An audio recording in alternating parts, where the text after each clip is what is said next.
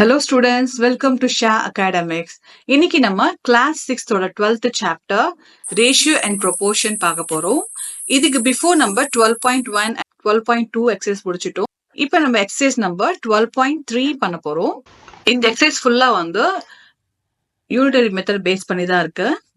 So இது என்னன்னா the method in which first we find the value of one unit and then the value of the required number of units is known as unitary method.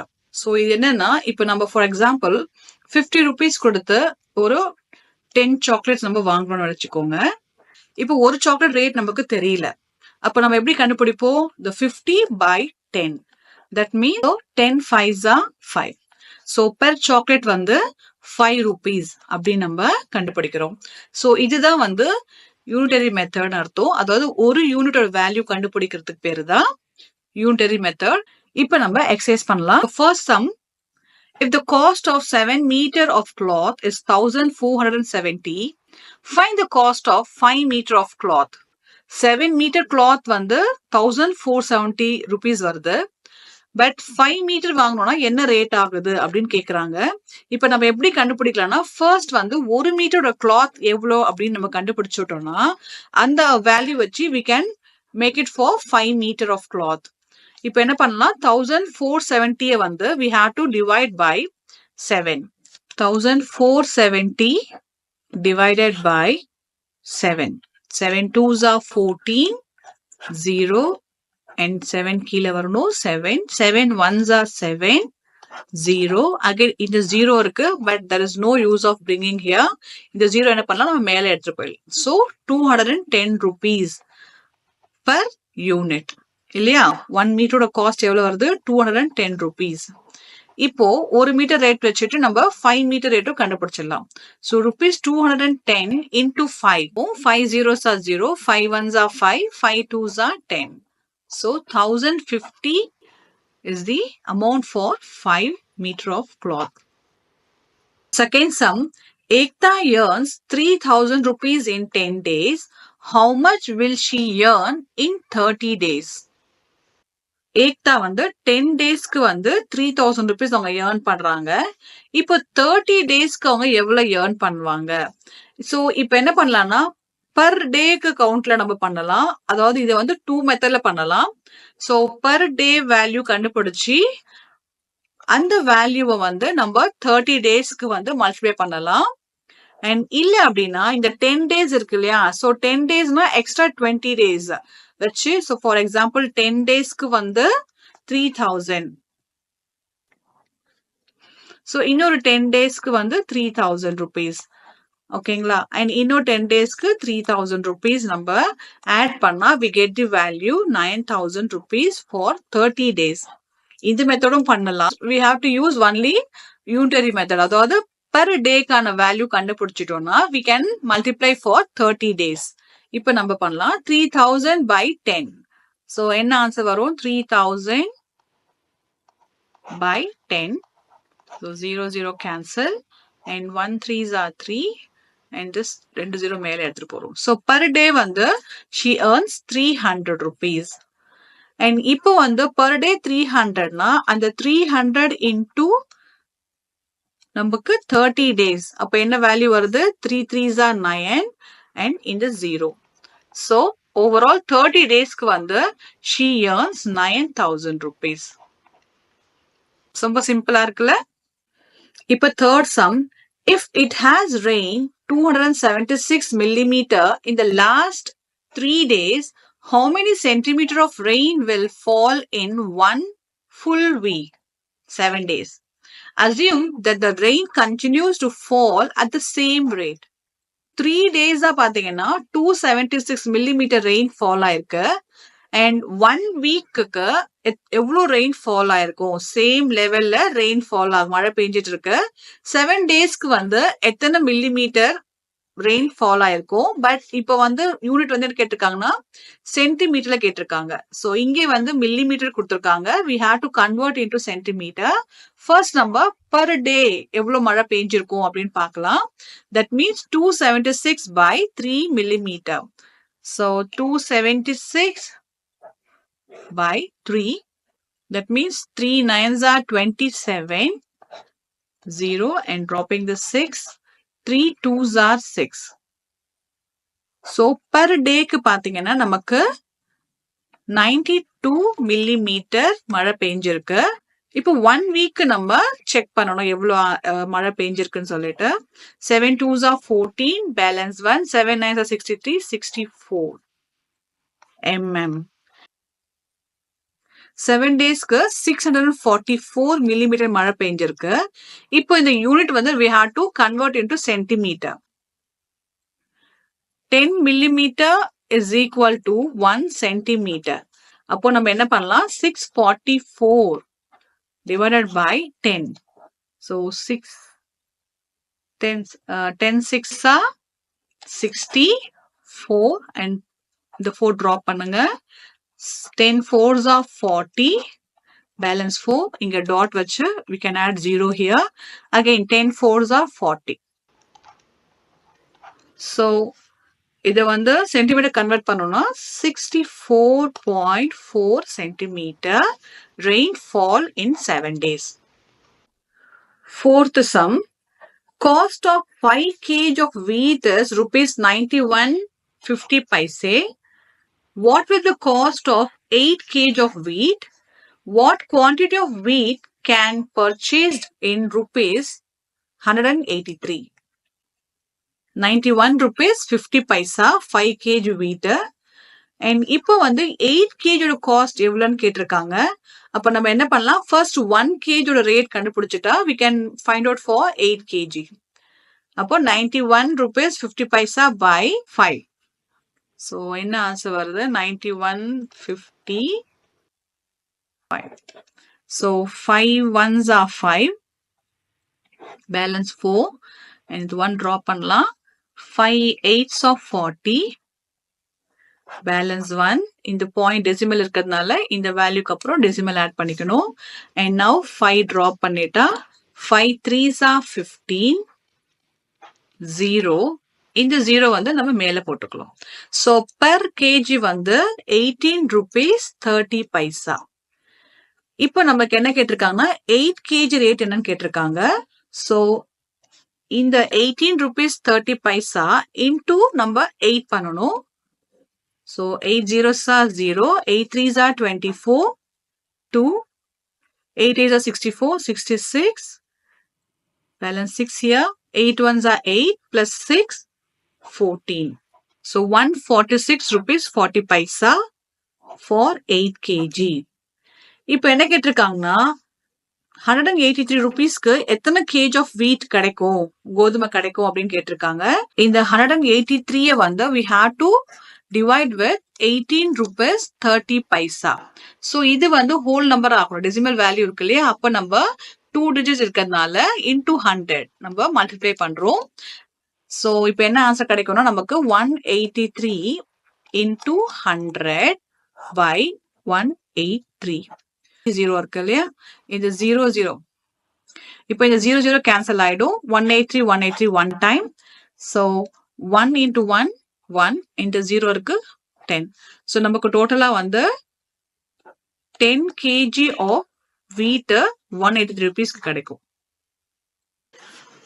Fifth sum, the temperature dropped 15 degrees Celsius in the last 30 days. If the rate of temperature drop remains the same, how many degrees will the temperature drop in the next 10 days? 30 days வந்து பாத்தீங்கன்னா 15 degree Celsius வந்து temperature drop ஆயிருக்கு. next 10 daysல எவ்வளோ temperature drop ஆயிருக்கும் அப்படின்னு கேக்குறாங்க. இப்ப நம்ம per dayக்கு வந்து எவ்வளோ temperature drop ஆயிருக்குன்னு நம்ம செக் பண்ணலாம். so 30 daysக்கு 15 degree Celsiusனா 1 dayக்கு வந்து 15 by 30. that means 15 ones are 15, 15 twos are 30. So 1 by 2 degree Celsius வந்து 1 dayக்கு drop ஆயிருக்கு. and next 10 daysக்கு எவ்வளோன்னு கேக்குறாங்க. so next 10 days வந்து என்ன பண்ணலாம் 1 by 2 into 10.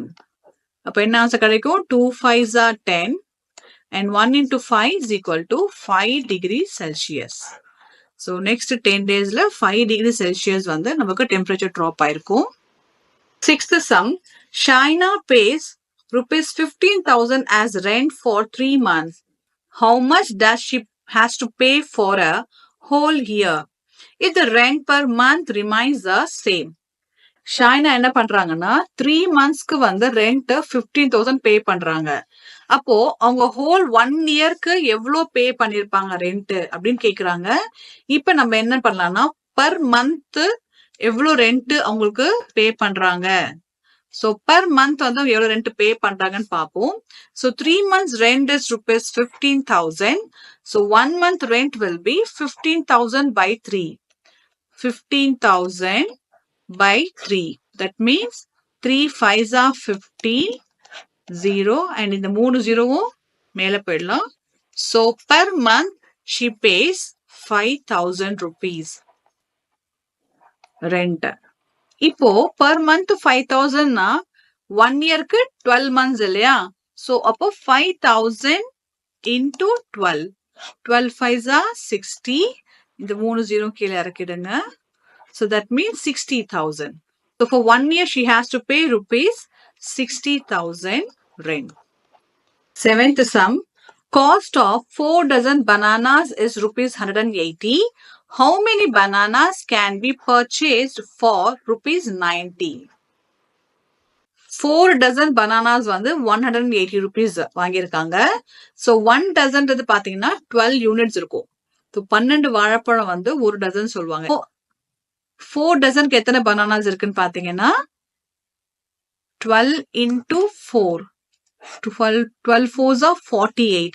So 48 bananas rate வந்து 180 rupees. இப்போ நமக்கு என்ன கேட்டிருக்காங்கன்னா 90 rupeesக்கு எவ்வளவு பனானாஸ் பர்ச்சேஸ் பண்ணிருக்கலாம் அப்படின்னு கேக்குறாங்க. So that means நமக்கு per unit கண்டுபிடிக்கணும்.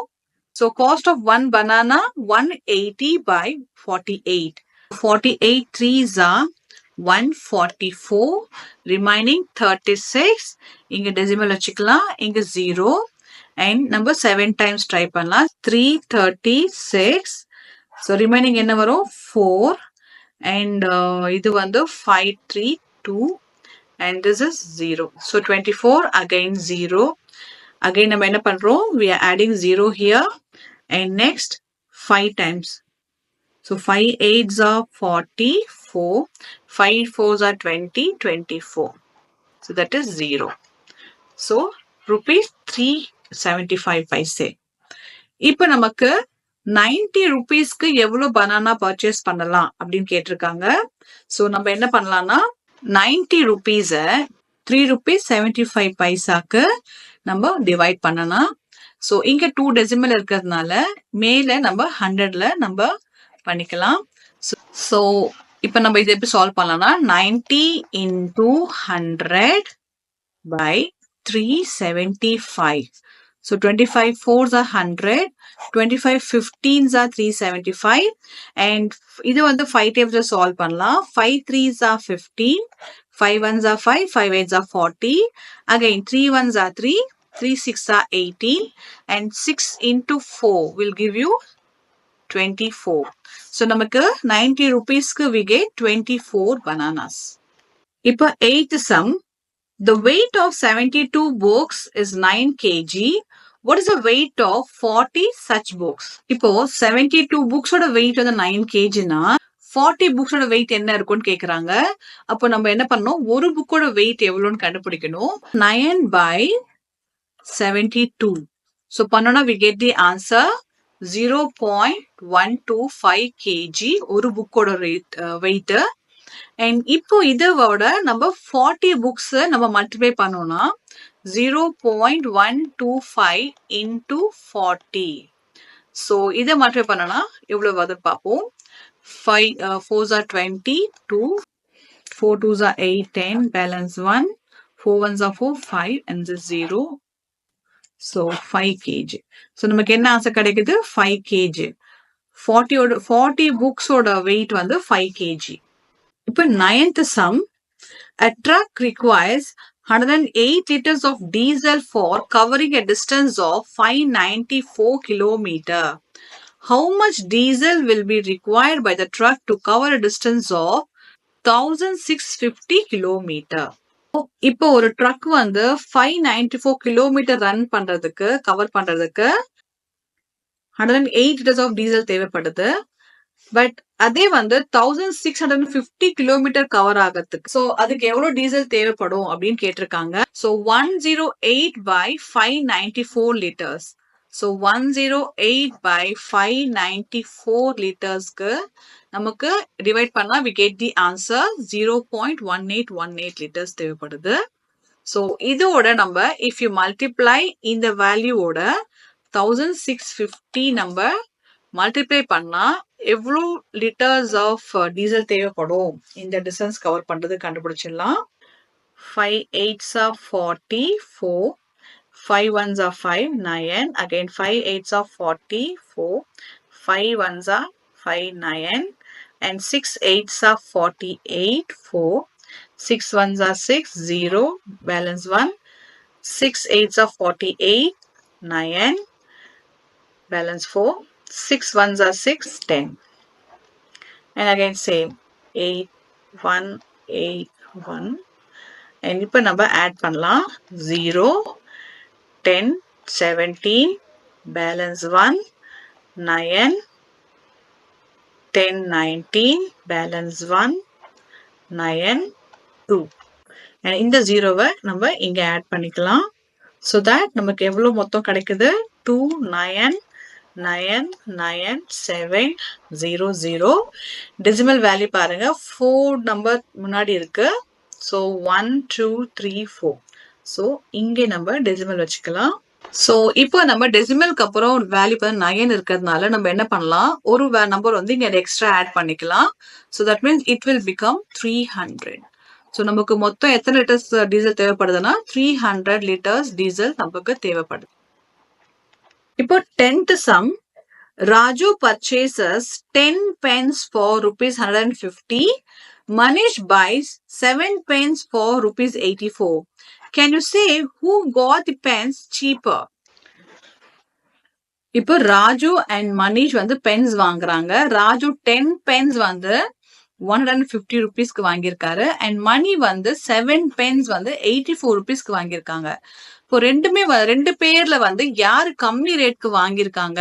ஸோ இப்ப நம்ம ஃபர்ஸ்ட் வந்து ராஜு வந்து 10 பென்ஸ் வந்து 150 rupees வாங்கியிருக்காரு இல்லையா, அப்போ ஒரு பென்னோட காஸ்ட் நம்ம கண்டுபிடிக்கணும். So 150 by 10. So 10 0 cancel. 115s are 15. So ஒரு பென்னோட ரேட் வந்து 15 rupeesக்கு ராஜு வாங்கியிருக்காங்க. இப்போ மனிஷ் வந்து 7 பென்ஸ் வந்து 84 rupees வாங்கியிருக்காங்க. அப்போ 84 by 7 பண்ணா நம்ம பெர் பென்னோட காஸ்ட் நம்ம கண்டுபிடிச்சிடலாம். 7 1s are 7, balance 1 14, 7 2s are 14 0. So Manish வந்து ஒரு பென் வந்து 12 rupeesக்கு வாங்கியிருக்காரு. அப்போ இது ரெண்டு பேர் கம்பேர் பண்ணுங்க 15 and 12. Therefore Manish got cheaper for rupees 12 than Raju. இப்போ இந்த எக்ஸசைஸோட last some, Anish made 42 runs in 6 overs and Anup made 63 runs in 7 overs. Who made more runs per over? Anish வந்து 6 ஓவர்ஸ்க்கு 42 runs எடுத்திருக்காரு and Anoop வந்து 7 ஓவர்ஸ்க்கு 63 runs எடுத்திருக்காரு. இப்போ யார் அதிகமா score பண்ணிருக்காங்க அப்படின்னு கேக்குறாங்க. இப்ப நம்ம செக் பண்ணலாம். அனீஷ் ஃபர்ஸ்ட் பார்ப்போம். 6 overs அனீஷ் ஸ்கோர்ட் 42 runs. அப்போ 1 ஓவர்ல எவ்வளவு ரன்ஸ் எடுத்திருப்பாரு? 42 by 6, 6 7s are 42 0. So 7 runs எடுத்திருக்காங்க அனீஷ் ஒரு ஓவர்ல. அண்ட் அனு பாத்தீங்கன்னா 63 runs for 7 overs. So 63 by 7, 7 9s are 63. So அனுப் வந்து 9 runs எடுத்திருக்காரு 1 ஓவருக்கு. So when compared 7 and 9, Anup scored more runs. So therefore Anup scored 9 runs in 1 over than Anish, who scored 7 runs in 1 over. இப்போ நம்ம 12th chapter ஃபுல்லா எல்லா எக்ஸசைஸும் முடிச்சிட்டோம். And இந்த கான்செப்ட்ல உங்களுக்கு ஏதாவது டவுட் இருந்தா கமெண்ட்ஸ்ல மென்ஷன் பண்ணுங்க. அண்ட் இந்த வீடியோ உங்களுக்கு பிடிச்சதா உங்க ஃப்ரெண்ட்ஸ்க்கும் ஷேர் பண்ணுங்க. அண்ட் மறக்காம சேனல் சப்ஸ்கிரைப் பண்ணுங்க. தேங்க்ஸ் ஃபார் வாட்சிங். தேங்க்யூ.